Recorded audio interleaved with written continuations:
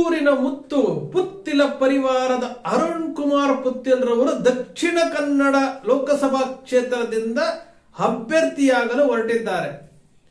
ಪುತ್ತೂರು ವಿಧಾನಸಭಾ ಕ್ಷೇತ್ರದಲ್ಲಿ ಪಕ್ಷೇತರವಾಗಿ ನಿಂತು 60,000ಕ್ಕಿಂತ ಹೆಚ್ಚು ಮತಗಳನ್ನು ಪಡೆದಂತಹ ಅರುಣ್ ಕುಮಾರ್ ಪುತ್ತಿಲರವರು ಸಂಸದರಾಗಲು ಹೊರಟಿದ್ದಾರೆ. ಈಗಾಗಲೇ ಹಾಲಿ ಇರುವಂತಹ ನಳಿನ್ ಕುಮಾರ್ ಕಟೀಲ್ ಆಗಿರಬಹುದು, ಶೋಭಾ ಕರಂದ್ಲಾಜೆ ಅವರಾಗಿರ್ಬೋದು, ಅನಂತ್ ಕುಮಾರ್ ಹೆಗಡೆ ಅವರಾಗಿರ್ಬೋದು, ಕರಾವಳಿಯ ಭಾಗದ 3 ಸಂಸದರುಗಳು ಕರಾವಳಿಯ ಭಾಗದಲ್ಲಿ ಹೆಣ್ಣು ಮಕ್ಕಳ ಮೇಲೆ ನಡೀತಾ ಇರುವಂತಹ ದೌರ್ಜನ್ಯದ ಬಗ್ಗೆ ಬಾಯಿ ತೆರೆದೇ ಇರುವಂತವರು.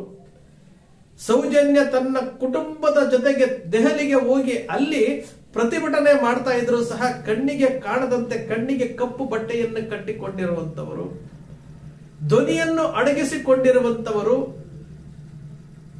ಭಾರತ್ ಮಾತಾ ಕಿ ಜೈ, ಹಿಂದುತ್ವಕ್ಕೆ ಜೈ, ಜೈ ಶ್ರೀರಾಮ್ ಅಂತ ಹೇಳುವಂತವರು, ಕೇಸರಿ ಬಟ್ಟೆಯನ್ನು ತೊಡುವಂತವರು. ಇವರು ಯಾರಿಗೂ ಸಹ ದೆಹಲಿಯಲ್ಲಿ ತನ್ನ ಭಾಗದ ಜನ ನ್ಯಾಯಕ್ಕೋಸ್ಕರವಾಗಿ ಹೋರಾಟ ಮಾಡ್ತಾ ಇದ್ದಾರೆ, ಅವರಿಗೆ ಸಹಕಾರ ಕೊಡಬೇಕಾಗಿತ್ತು. ಯಾರದ್ದೋ ಭಯ, ಯಾರದ್ದೋ ಭೀತಿಯಿಂದ ಯಾರಕ್ಕೋ ಹೀಲ್ಡಾಗಿ ತಮ್ಮ ತನವನ್ನು ತಾವು ಕೊಂದುಕೊಂಡು ತನ್ನ ಭಾಗದ ತನ್ನ ಕ್ಷೇತ್ರದ ಮತದಾರರು ಅಲ್ಲಿ ಹೋಗಿದ್ದಾರೆ, ಅವರಿಗೆ ನಾನು ಸಹಕಾರ ಕೊಡಬೇಕು ಅಂತೇಳಿ ಆ ಸಂಸದರುಗಳಿಗೆ ಅನ್ನಿಸ್ಲೇ ಇಲ್ಲ. ಅನ್ನಿಸದೇ ಇರುವುದು ಈ ದೇಶದ ದೌರ್ಭಾಗ್ಯ ಅಂತ ಹೇಳ್ಬೋದು. ಎಷ್ಟು ಚೆನ್ನಾಗಿ ಡಬಲ್ ಗೇಮ್ ಆಗ್ತಾ ಇದೆ ನೋಡಿ. ಉಡುಪಿನಲ್ಲಿ ಒಂದು ಕ್ಯಾಮ್ರಾ ಇಟ್ಟರು ಅಂತ ತಕ್ಷಣ ಹೋಗಿ ಹರ್ಚಾಡಿ ಕೂಗಾಡಿ ಅನ್ಯ ಧರ್ಮದವರು ಮಾಡಿದರು ಅಂತ ಹೇಳ್ಬಿಟ್ಟು ಹೋದವರು.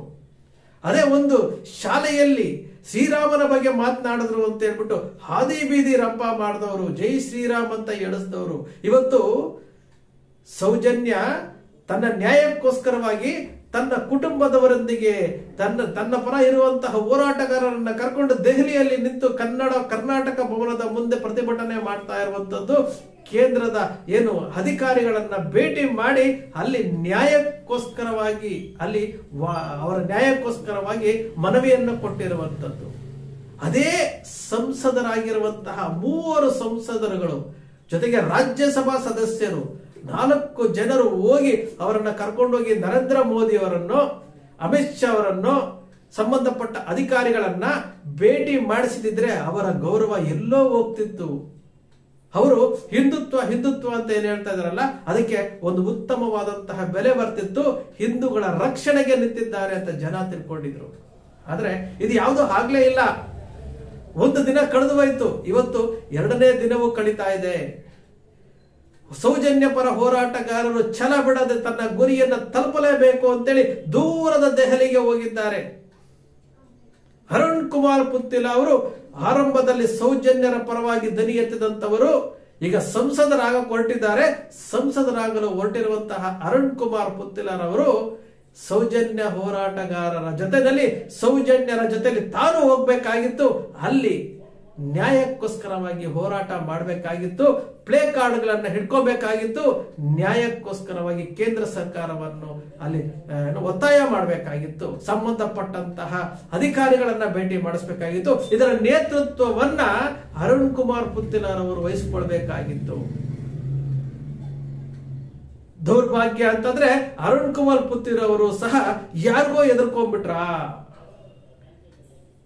ಇಲ್ಲಿ ಸಂಸದ ಸ್ಥಾನ, ಶಾಸಕ ಸ್ಥಾನ ಮುಖ್ಯ ಆಯ್ತೆ ಹೊರತು ಹೆಣ್ಣು ಮಕ್ಕಳ ಮೇಲೆ ನಡೀತಾ ಇರುವಂತಹ ದೌರ್ಜನ್ಯಗಳು ಅವರಿಗೆ ನ್ಯಾಯ ಸಿಗಬೇಕು, ಅವರಿಗೆ ನ್ಯಾಯ ಕೊಡಿಸ್ಬೇಕು ಅಂತ ಅನ್ನಿಸ್ತಾನೆ ಇಲ್ವಾ? ಯಾವುದೋ ಊರದಿಂದ ನಿನ್ನೆ ಬೆಳಿಗ್ಗೆ ಯಾರೋ ಒಬ್ರು ಯಾದಗಿರಿಯಿಂದ ಫೋನ್ ಮಾಡ್ತಾರೆ, ಸರ್ ನಾನು ಸೌಜನ್ಯ ಹೋರಾಟಕ್ಕೋಸ್ಕರವಾಗಿ ದೆಹಲಿಗೆ ಬಂದಿದ್ದೇನೆ, ನನಗೆ ಕಾಂಟ್ಯಾಕ್ಟ್ ಆಗ್ತಾ ಇಲ್ಲ, ಅಲ್ಲಿ ಇರುವಂತಹ ಯಾರ್ದಾದ್ರೂ ನಂಬರ್ ಕೊಡಿ ಸರ್ ಅಂತ ಕೇಳ್ತಾರೆ. ನಾನು ಸೌಜನ್ಯ ಹೋರಾಟಗಾರದ ಒಂದು ಗ್ರೂಪ್ ಅಲ್ಲಿ ಈ ತರ ವ್ಯಕ್ತಿ ಬಂದಿದ್ದಾರೆ ಅಂತೇಳಿ ನಂಬರ್ ಹಾಕಿದಾಗ ಆ ನಂಬರ್ ಅಲ್ಲಿರುವಂತಹ ಹೋರಾಟಗಾರರು ಅವರನ್ನ ಕಮ್ಯುನಿಕೇಟ್ ಮಾಡಿ ಅವರನ್ನ ಹೋರಾಟದ ಜೊತೆ ಕರ್ಕೊಂಡು ಹೋಗ್ತಾರೆ. ಯಾವುದೋ ಉತ್ತರ ಕರ್ನಾಟಕ ಭಾಗದಿಂದ ಬರುವಂತವರು ಎಷ್ಟು ಜನ ಸ್ವಯಂ ಪ್ರೇರಿತವಾಗಿ ದೆಹಲಿಗೆ ಹೋಗಿದ್ದಾರೆ. ಅದೇ ಭಾಗದ ಜನಪ್ರತಿನಿಧಿಗಳು ಆಗುವಂತವರು ಅರುಣ್ ಕುಮಾರ್ ಪುತ್ತಿಲರವರು, ಶ್ರೀಕೃಷ್ಣ ಉಪಾಧ್ಯಾಯರವರು ದೊಡ್ಡದಾಗಿ ಮಾತಾಡ್ತಾರೆ, ದೊಡ್ಡ ಭಾಷಣಗಳನ್ನ ಮಾಡ್ತಾರೆ. ಅವ್ರು ಹೇಳ್ಬೋದಾಗಿತ್ತಲ್ಲ ಅರುಣ್ ಕುಮಾರ್ ಪುತ್ತಿಲರವರಿಗೆ, ಇದರ ಪರವಾಗಿ ನಾವು ನಿಲ್ಲಬೇಕು, ನ್ಯಾಯಕ್ಕೋಸ್ಕರ ನಾವು ನಿಲ್ಲಬೇಕು ಅಂತ ಹೇಳ್ಬೋದಾಗಿತ್ತಲ್ಲ. ಶ್ರೀಕೃಷ್ಣ ಉಪಾಧ್ಯಾಯರನ್ನ ನಾವು ಚೆನ್ನಾಗಿ ಬಲ್ಲೆ, ನಮ್ಮ ಸ್ನೇಹಿತರವರು. ಅನ್ಯಾಯದ ವಿರುದ್ಧ ನಿಂತು ನ್ಯಾಯ ಕೊಡಿಸುವಂತಹ ಕೆಲಸ ಅರುಣ್ ಕುಮಾರ್ ಪುತ್ತಿಲರ್ ಅವರು ಮಾಡ್ತಾರೆ. ಹಾಲಿ ಸಂಸದರು ಯಾರದ್ದೋ ಭಯದ, ಯಾರದ್ದೋ ಭೀತಿಯಿಂದ ಮುನ್ನೆಲೆಗೆ ಬರೆದ ಹೋದ್ರು ಸಹ ಅರುಣ್ ಕುಮಾರ್ ಪುತ್ತಿಲರ್ ಅವರು ಮುಂದೆ ನಿಲ್ತಾರೆ ಅಂತ ನಾವು ತಿಳ್ಕೊಂಡಿದ್ವಿ.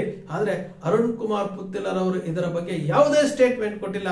ಯಾವ ಹೋರಾಟಗಾರರಿಗೆ ಆತ್ಮಸ್ಥೈರ್ಯ ತುಂಬುವಂತಹ, ಅವರಿಗೆ ಬೆಂಬಲವಾಗಿ ನಿಲ್ಲುವಂತಹ ಕೆಲಸವನ್ನು ಸಹ ಮಾಡದೇ ಇರುವಂತದ್ದು ನೋಡಿದ್ರೆ ಬಹಳ ಬೇಸರ ಆಗುತ್ತೆ. ಹಾಗಾದ್ರೆ ನಾವು ಕೇಸರಿ ಶಾಲನ್ನ, ಹಿಂದುತ್ವವನ್ನ, ಜೈ ಶ್ರೀರಾಮನ್ನ, ಭಾರತ್ ಮಾತಕ್ಕೆ ಜೈ ಅನ್ನಂತ ಯಾಕೆ ಹೇಳ್ತೀವಿ? ಸ್ಥಳೀಯವಾಗಿ ಜನಜಾಗೃತಿ ಸಭೆಗಳು ನಡೀತಾ ಇದ್ದಾವೆ. ಸ್ಥಳೀಯವಾಗಿ ಜನಜಾಗೃತಿ ಸಭೆಗಳ ಮೀರಿ ಇವತ್ತು ದೆಹಲಿಗೆ ಹೋಗಿದ್ದಾರೆ. ನಮ್ಮ ರಾಜ್ಯಸಭಾ ಸದಸ್ಯರು ಇದಕ್ಕೆ ಮೌನಕ್ಕೆ ಶರಣಾಗಿದ್ದಾರೆ. ನನಗೂ ಅದಕ್ಕೆ ಸಂಬಂಧವೇ ಇಲ್ಲ ಅನ್ನೋ ರೀತಿ ನಡ್ಕೊಳ್ತಾ ಇದ್ದಾರೆ. ಸೌಜನ್ಯ, ಯಮುನಾ, ನಾರಾಯಣ, ಪದ್ಮಲತಾ, ವೇದವಲ್ಲಿ, ಆ ಬೆಳ್ತಂಗಡಿ 2 ಹೆಣ್ಣು ಮಕ್ಕಳು, ಎಲ್ಲರೂ ಹೆಣ್ಣು ಮಕ್ಕಳು ಅನ್ಯಾಯಕ್ಕೆ ಒಳಗಾಗಿದ್ರು ಸಹ ಮಹಿಳಾ ಕೇಂದ್ರ ಸಚಿವರಾಗಿರುವಂತಹ ಶೋಭಾ ಕರಂದ್ಲಾಜೆ ಅವರು ಸಹ ಇದರ ಬಗ್ಗೆ ಬಾಯಿ ತೆರೆದೇ ಇರುವಂತದ್ದು ದುರಂತ. ಹೆಣ್ಣು ಮಕ್ಕಳ ಮೇಲೆ ನಡೆದಂತಹ ದೌರ್ಜನ್ಯ, ಇದನ್ನ ಪ್ರಶ್ನಿಸಲಾಗದೆ ಒಬ್ಬ ಒಬ್ಬ ಮಹಿಳಾ ಸಚಿವೆ ಆಗಿ ಅದರ ಬಗ್ಗೆ ಧ್ವನಿ ಎತ್ತದೇ ಇರುವುದು ಬಹಳ ದುರದೃಷ್ಟಕರ. ಸ್ನೇಹಿತರೆ, ನ್ಯಾಯಕ್ಕೋಸ್ಕರಾಗಿ ಹೋರಾಟ ಮಾಡ್ತಾ ಇರುವಂತಹ ಸೌಜನ್ಯ ಪರ ಹೋರಾಟಗಾರರಿಗೆ ಆತ್ಮಸ್ಥೈರ್ಯ ತುಂಬುವಂತಹ ಕೆಲಸ ನಾವೆಲ್ಲರೂ ಮಾಡಬೇಕು. ಎಲ್ಲರೂ ಸಹ ನ್ಯಾಯಕ್ಕೋಸ್ಕರ ಹೋರಾಟ ಮಾಡಬೇಕು. ಆಗಿರುವಂತಹ ಅನ್ಯಾಯವನ್ನು ಪ್ರಶ್ನಿಸಬೇಕು. ಸ್ನೇಹಿತರೆ, ನಿಮ್ಮ ಅಕ್ಷರ ಮೀಡಿಯಾದ ಕಳಕಳಿ ಇಷ್ಟೇನೆ. ಯಾವತ್ತೂ ಸಹ ಸತ್ಯ ಸೋಲಬಾರದು. ಸತ್ಯಮೇವ ಜಯತೆ, ಸತ್ಯ ಗೆಲ್ಲಬೇಕು. ಅಧರ್ಮ ಅಳಿಬೇಕು, ಧರ್ಮ ಉಳಿಯಬೇಕು.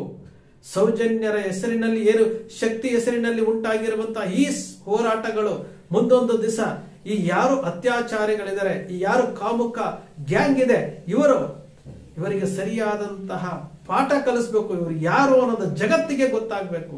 ಸ್ನೇಹಿತರೆ, ನಿಮ್ಮ ಅಕ್ಷರ ಮೀಡಿಯಾ ಯಾವತ್ತೂ ಸೃಷ್ಟಿ ಮಾಡಲ್ಲ, ಕಲ್ಪನೆ ಮಾಡಲ್ಲ, ವಾಸ್ತವದ ವಿಚಾರಗಳನ್ನು ವಿಶ್ಲೇಷಣೆ ಮಾಡುತ್ತೆ.